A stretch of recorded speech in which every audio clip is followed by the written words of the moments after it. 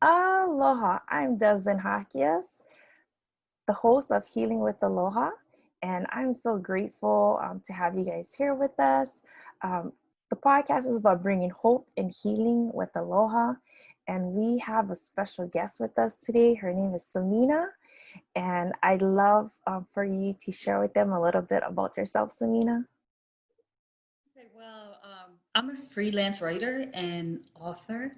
I am a former teacher who took an early retirement to pursue my passion of writing, and so I write whatever speaks to me. But I do a lot of fiction and personal development. Um, so I've written two books of fiction, and yeah, I really at this point in my life, I just write all day, and it's the best decision I ever made. No, that's amazing because you found what is your passion and you're Yes. able to commit to it and then it Hmm. flows. So that's incredible, right? Yes. Can you Absolutely. share like I know you're a book author, but what Yes. even like prompted you to do the first one? Because it's just that first hump in you writing a book. What got you to do it? So I used to be a teacher, like I said. So I used to teach English language learners and regular English. Mm-hmm. And with both groups of students, I used to teach a unit called Arabian Nights. Mm, And so, for the different groups, I would teach it in a different way. But the culminating activity was for them to either retell one of the stories if they were English language learners, or if they were English students, they would look at the conventions of an Arabian Night story and they would mm-hmm. write their own Arabian Night story. And I've always loved Arabian Nights, loved reading it, loved teaching it. One day I just thought to myself, I get the kids to write their own Arabian Night story, every year. So why don't I do it? And so the first story that I wrote was actually intended to be a birthday gift for my niece. She never actually got it because once I finished that story, I did like nine more, and that's how my first short story collection came to be. Oh, okay, because you was going. Yeah, I just kept going, and then um, I was really proud of myself because I never saw myself as a fantasy writer, but because it's Arabian Nights, there's a lot of fantasy in it. So the stories that I wrote, I looked at the fantasy elements of it, like the magical elements, and I'm just like, I just wrote that. That's pretty cool. so so I pushed myself, to a place that I didn't realize I could go, Mm-hmm. and so that's a really great feeling. I think it's pretty amazing because like you said, you were a teacher prior to you doing your own book, but then like it was in you is just being able to draw it out. And I think it's healing too. In life we have to have a way to express ourselves, and journaling is a great non-judgmental way of expressing yourself.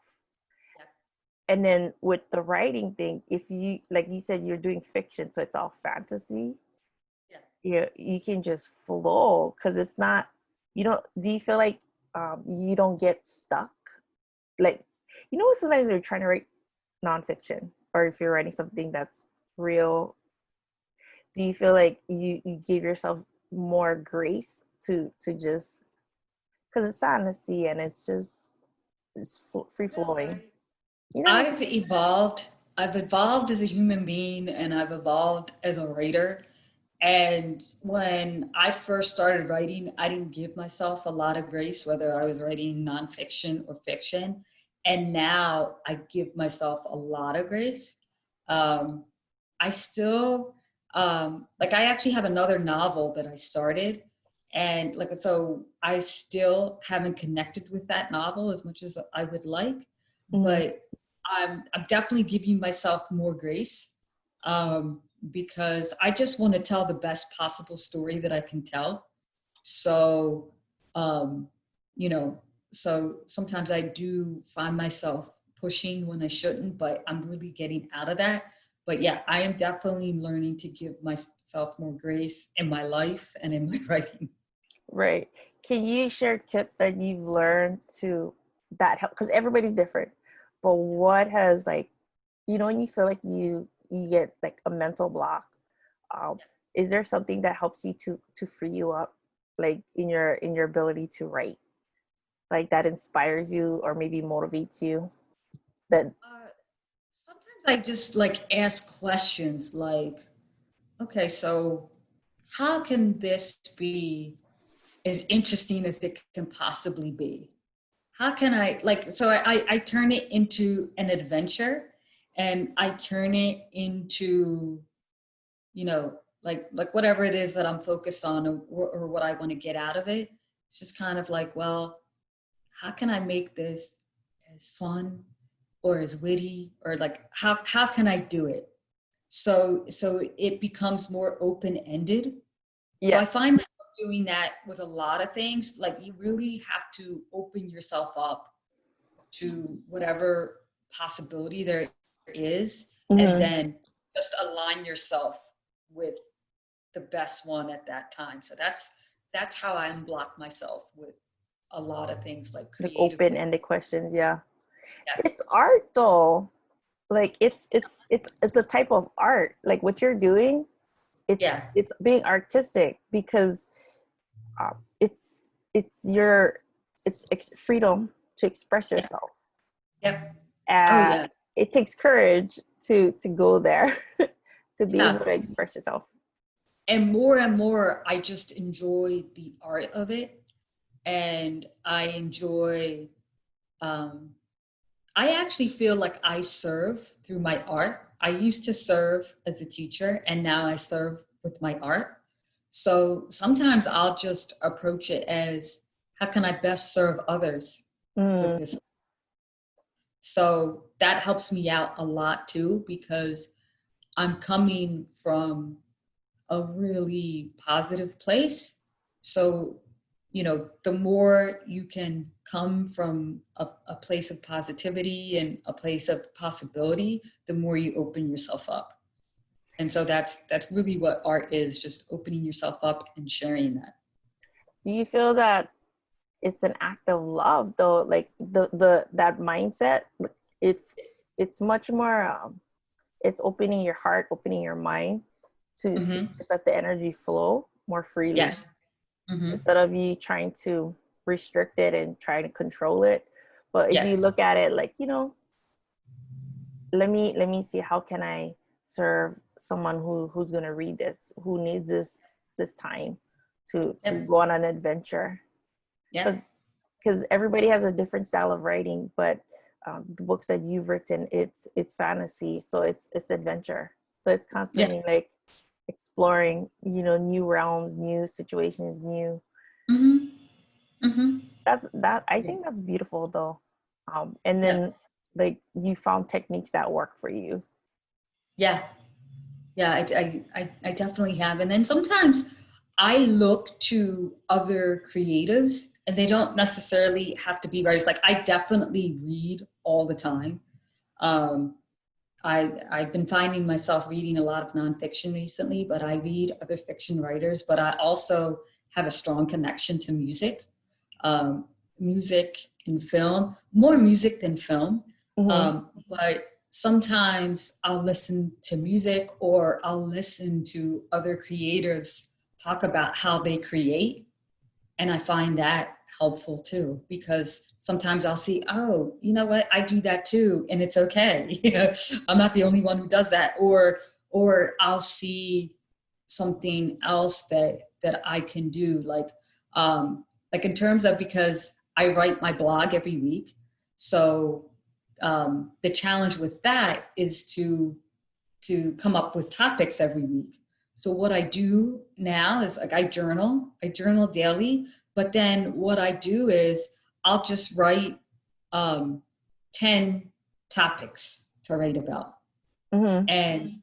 And sometimes it's easy to come up with those 10 topics, sometimes it's not, but I will write that down like right now, I have so many topics written in I have my little idea journal. So I have so many topics in there, but I found that that's like a really great tool to use when you feel like you want to keep the ideas flowing, because the key to that too is to not judge the ideas that are coming out.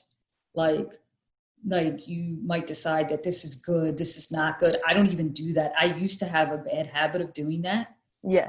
judging as it was coming out, because you interrupt the flow with a judgment. So what I do is like I write it and I put it down, or like I just put it down on paper. Mm-hmm. And if I decide to use it, I decide to use it. If I don't, I don't. Like that's the beauty of it. Like just because I wrote it down doesn't mean I have to use it. Permanent. Yeah. Well, Exactly. So I just let it flow. And, some ideas I use, some ideas I come back to. But like, it's, it's so much more freeing and easier when you take the judgment out of it. mm-hmm. Yeah. So, that's interesting because judgment of ourselves and not because okay, I love reading and I'm more of a like I like talking. Like it's same, it's just different arts, right? Yeah. Uh, Mm-hmm. it's so funny because in your mind, maybe you look at an idea, you're like, I don't like it, right? But Mm-hmm. someone like me would be Yeah. like, I love this. This is awesome. Yeah. And so it's like it's two different lens, and Yeah. sometimes you could be more harsh on Yes. yourself, Yeah. and someone like me would be appreciative of a perspective you have that no one else maybe would see. Yeah. And sometimes when it comes to things like that, it's subjective, right? And so now I'm at a point where it is subjective, and somebody else's viewpoint is really their business. So it's just kind of like, okay, that's like, it doesn't reflect on my value, doesn't reflect on my ideas value, or anything like that. Like, so it's two separate things. Mm-hmm. So um, so I've really just taken the levels of judgment out of it. Like first my judgment, and then how somebody else could potentially judge it. So now it's just kind of like, okay, how's it serving? Is it coming from my heart? How Mm, am I feeling with it? So you just feel your way into what you're going to produce mm-hmm. instead of. Yeah, that whole serving and that positive affirmation, I am love, it Yeah. it's powerful because it's kindness. It's an act Yeah. of kindness in what Yeah. you're doing, and Yeah. you're connecting through your writings to people that enjoy reading, Yeah. per se. And so it's good that you figured it out in that way. Do you, since you're a writer, and like, when you think about people processing and healing and just their journey, do you find that writing is something that you would recommend for people to do? Not necessarily if they're writing a book, but just in general. um, would you recommend people just getting into journaling and just even doodling, their thoughts and feelings? Because a lot of times we can go through life, like right now we're in a pandemic, and we Mm. hold it in our heads and our hearts, and then it needs an outlet. Yeah. Yeah. I absolutely recommend journaling, like whether you are into writing or not, like, because sometimes we need that release, and sometimes we need to feel safe in that release. So when you just journal and you just write things down, and you have no thought of who's going to read it, who's going to see it. Like my problem when I journal, because I used to be an English teacher. Am I writing this correctly? So I've had to get out of that. So Because nobody's now, grading it. Yeah, exactly. Like, but it's still in the back of my mind that maybe if somebody beats, and so I have to get out of that. So I just whatever's coming out is what's coming out. And so when you do that, you just journal and you just let whatever comes out come out without judgment. It it lightens you. So Mm. I highly recommend that because it just makes you lighter. Plus, it tells your brain like it's okay, let it go, Yeah, and so, I mean, nowadays you can type things out and stuff like that, yeah. but you can go old school, bust out paper and pencil or pen and paper, and just let it flow. So yeah, I strongly encourage that. Yeah. No, thank you for sharing that. One of Yeah. the things that we had spoken about earlier is, you started your grief journey almost 20 years ago. Yeah. Um, who are your loved ones that you that died, that that you started your grief journey with, and has allowed you to come along this far, and what you learned? Well, the first person I lost was my father. My father had been ill. He had emphysema, and he had been ill for over 10 years. And then in um, early 2001, he was in the hospital, and I remember it vividly. He was on the waiting list for a lung transplant. And so we had gotten the call that, okay, we have a lung for him, you know, you got to bring him in. And I remember instead of being joyful, I bawled. And I think something in me knew at that moment, he's not coming back. Like, Mm. even though I couldn't verbalize it, I think something in me knew that he wasn't coming back. And then what happened after that, because he was such an integral part of our household. Like, I actually had moved back into the house after graduate school, which I'm really grateful for, because his last year on this planet, I was with him. You to help So take care, yeah, and be there. yeah, and just being in his presence and being around him. So I'm very grateful for that.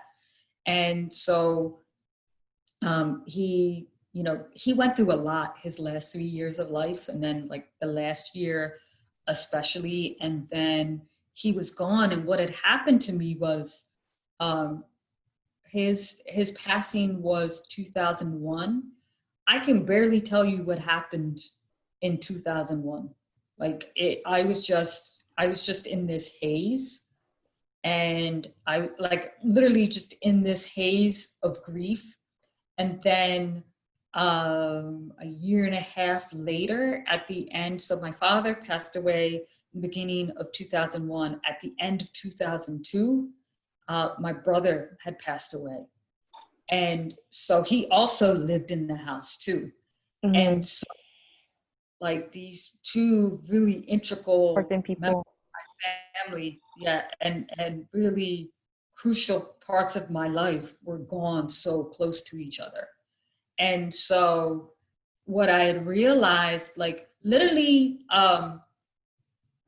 I I don't know what anybody would really want to call it, like your higher self, your conscience, whatever. Mm-hmm. So when my brother first passed away, I remember sitting there and just voice came in my head that you will survive this. Like that voice just told me you will survive this, that this will not break you. And so I realized that, just pretty much mourning my father for about a year, that mourning him for a year Mm-hmm. wasn't going to bring him back at the end of it.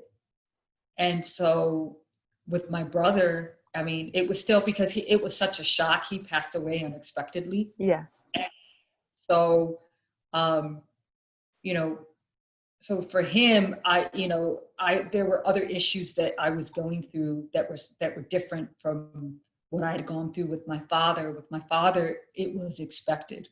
Yes, We like knew he that. had time to, yeah. And so with my brother, one minute he was there, next minute he wasn't. And so I was processing that. So that actually took me about 6 months.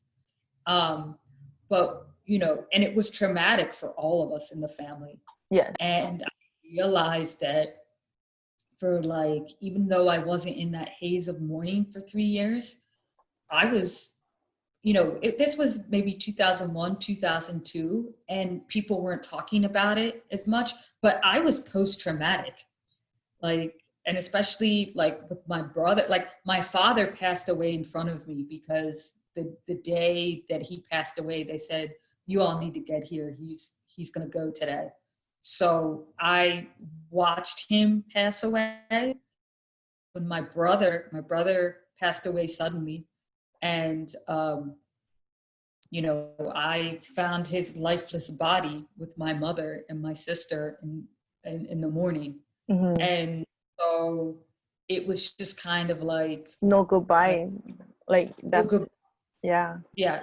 Well, like with with my father, there was a goodbye. My brother, there was no goodbye. There was nothing. So, so for me, that was really traumatic.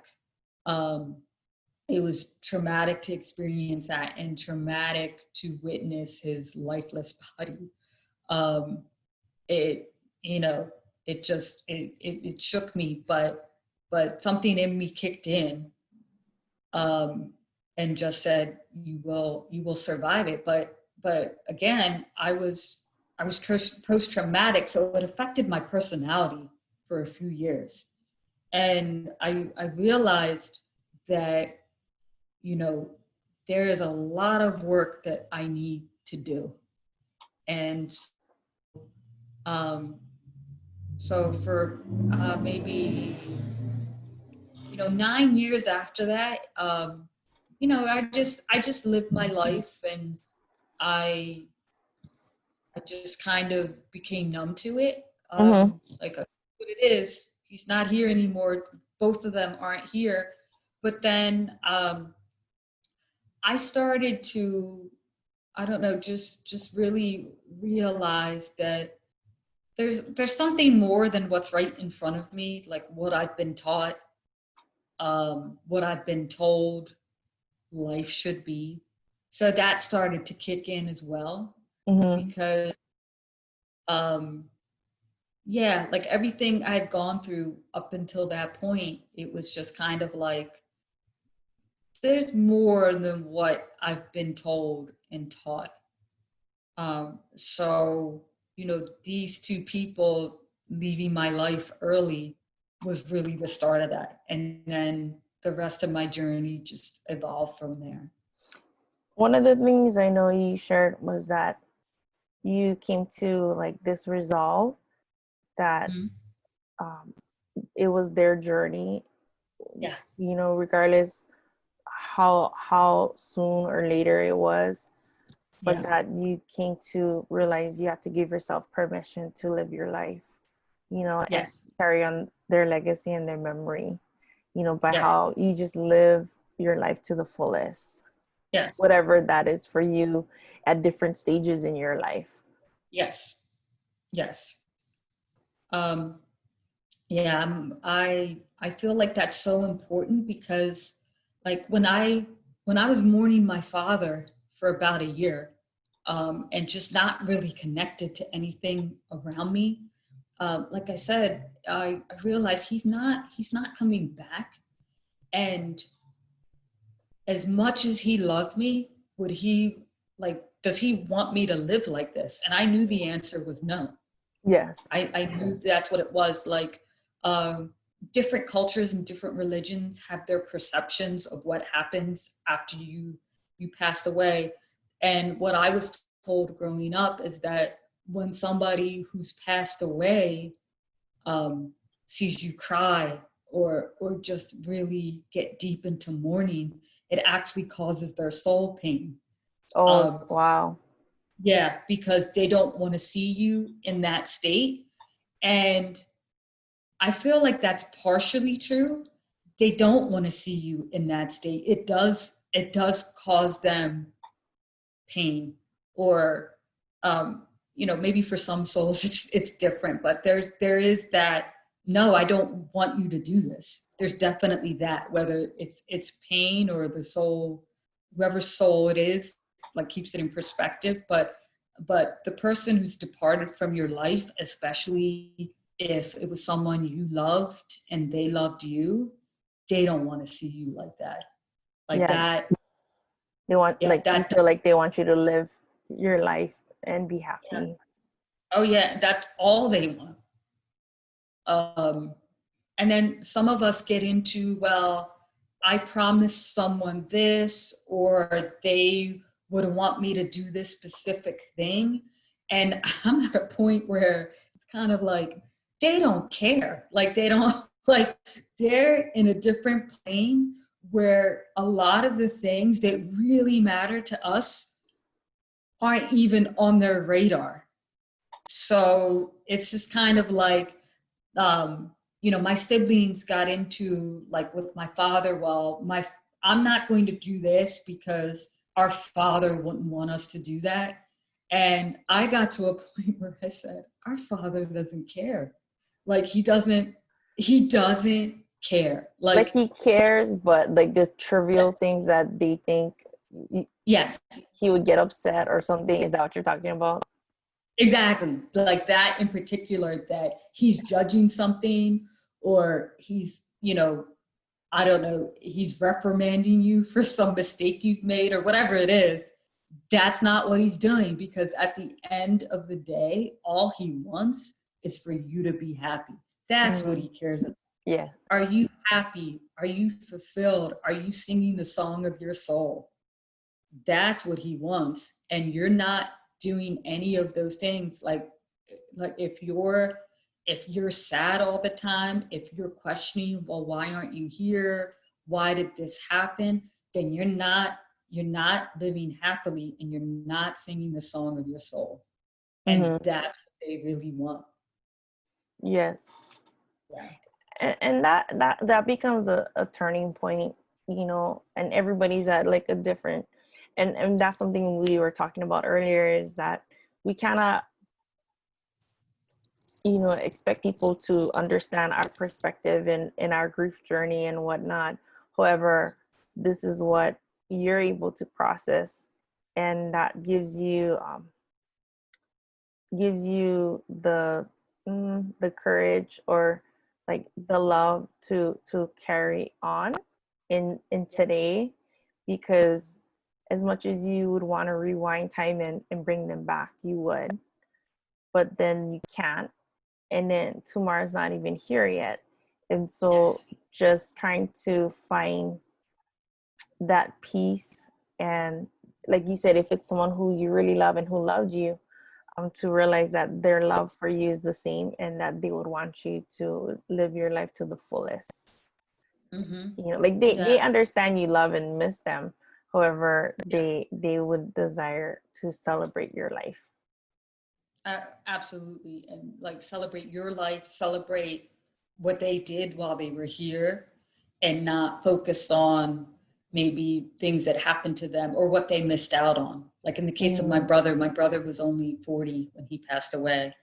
And I was telling you earlier that that bothered me for a long time, that there was so much in his life that he didn't get to experience, that he missed out on. And then he experienced a lot of pain before he passed away. Like he had a chemical imbalance, and Mm-hmm. there were things that were beyond his control, um, which I know that he struggled with while he was here.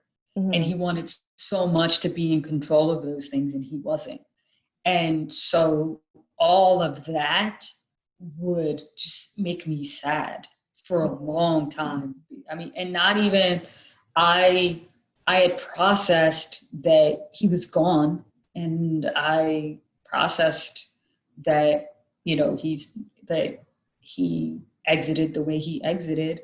But I was still holding on to, why wasn't his life something else? Like, and why was it so short? And why did he have so much pain? So I was getting into um, questions like that you can't definitively answer.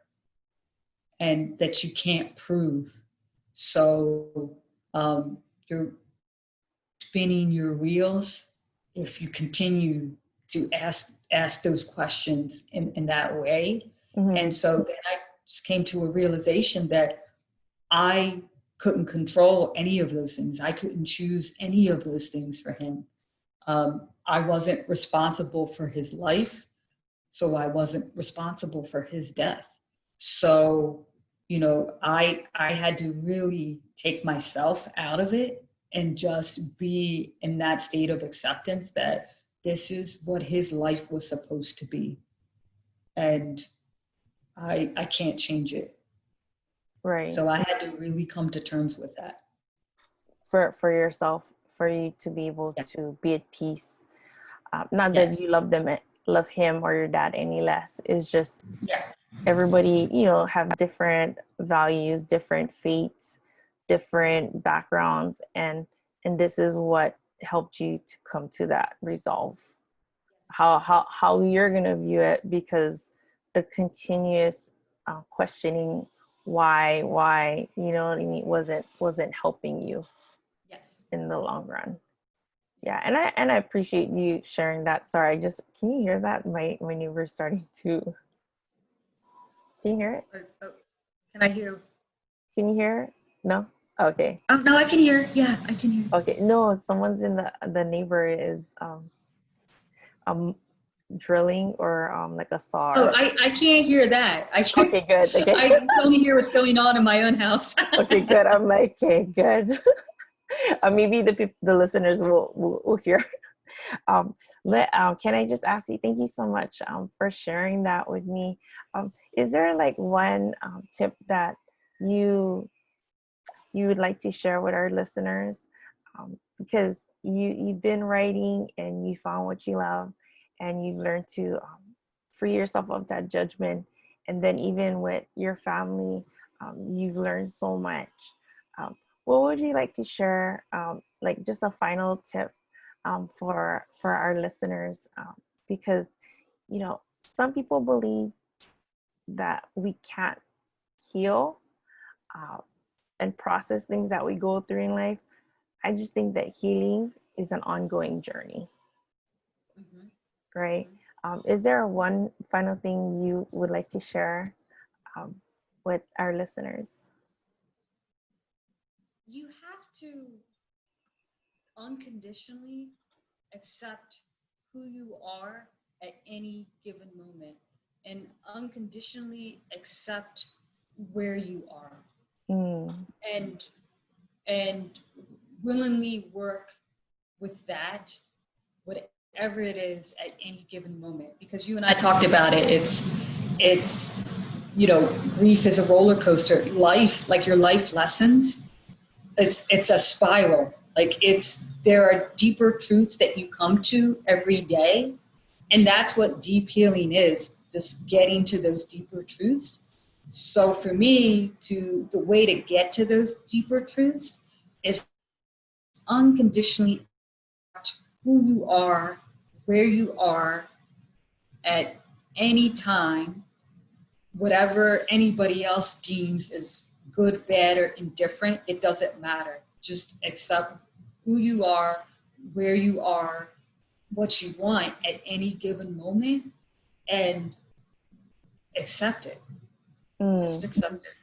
And I think that's great advice, because a lot of people don't see that, like unconditionally accepting who you are and where you're from, because maybe, and we talked about this, maybe the people you're associated to, whether it's your family or your friends, they're not relatable to you, but it doesn't mean that you as a person you're not valuable, or you're not Mm-hmm. lovable, or you're not. It's just we find our tribe in this Yeah. lifetime, and Yeah. people who we can relate to, and having that mentality of being unconditional towards yourself, and just how you process life is important.